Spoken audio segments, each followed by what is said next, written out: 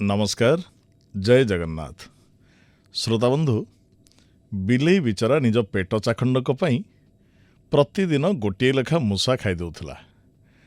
दिने मूसा माने विचार कले बिलेई बेकरे गोटे घंटी बांधिदेले भल हम ता द्वारा जेतेबेले बिलेई आसीबो जना पड़ीजिवो आउ आमे समस्ते सतर्क होइजिबा। किंतु बिलेई बेकरे घंटी बांधिबो किए?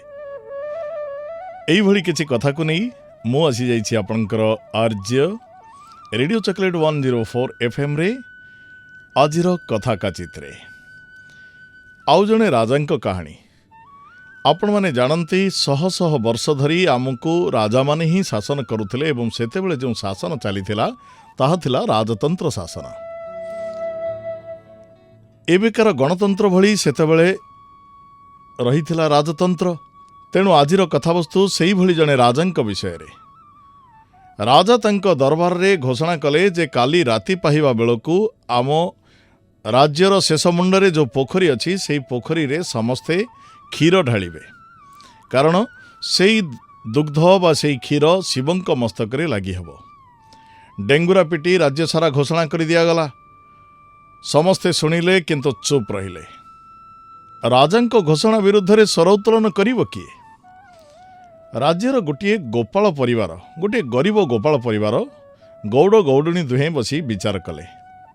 गौडुणी कहला, आहे शुणुच, जदि सबुतिक क्षीर ढालीदबा ताहले आम पिला माने खाइबे कौन? गौड़ कहला, हेले कौन करिबा, राजांकर पुरा घोषणा अछि, आमको क्षीर तक नहीं ढालिबाकू पड़िबो। गौडुणी कहला, मो मुंडरे गोटे विचार अछि। गौड़ कहला, कौन कहूनु? गौडुणी कहला, अच्छा शुण शुण, ए कान पाखक आण। गौडुणी गौड़ कान पाखे कहीदेला। कौन कहला? कहला, समस्ते तो क्षीर नहीं ढालिबे, ये तो कृष्ण पक्ष राति, किए बा देखुची, आमे गराई पानी नहीं ढालीदेले हुंतानी।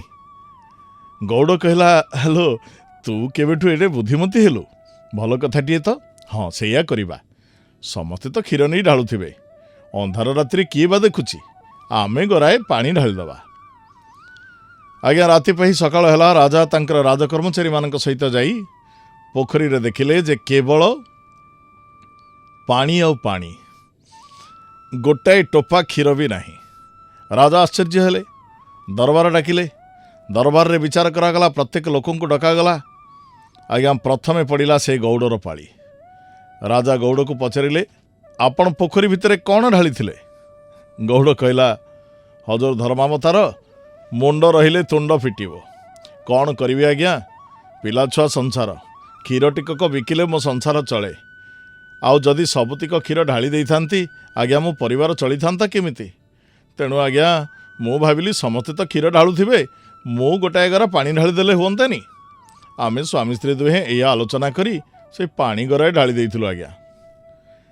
श्रोता बंधु, जहाकू पचरा गला समस्ते मध्य सेई कथा कहिले।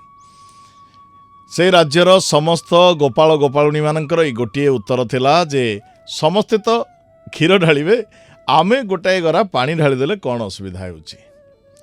मो कहिबार कथा, आमे समस्ते सर्वप्रथम निज कर्तव्य प्रति सचेतन हेबा आवश्यक। जदि निज कर्तव्य प्रति सचेतन न हेबा ताहले एहीपरि कथा हबो ना। ता छड़ा राजांको मध्य सतर्क रहिबार थिला, उपयुक्त जांच करिबार थिला, ताहा मध्य से करि नथिले। एठी दुईटी कथा, जेतेबेल पर्यंत आम कर्तव्य प्रति आमे सचेतन न होइचे आमर प्रगति असंभव आज्ञा। अन्य को ठकिबा मनोभाव रहिले आमे निजे ठकी जिबा। ता छड़ा शासक मध्य निज प्रजांक स्थिति संपर्क रे अनुध्यान करिबा आवश्यक। सुतराम जहाँ भी नियम प्रणयन कराजिबो तार सत्यासत्यता उपरे, तार कार्यकारिता उपरे नियम प्रणयन करी चिंता करिबा दरकार एवं साधारण जनता मध्य निज कर्तव्य प्रति सचेतन रहिबा आवश्यक। कथा कचित्रे आज एतिकी, पुणी साक्षात हेबो आउ गोटे अध्याय रे। धन्यवाद आपण मानकु। जय जगन्नाथ।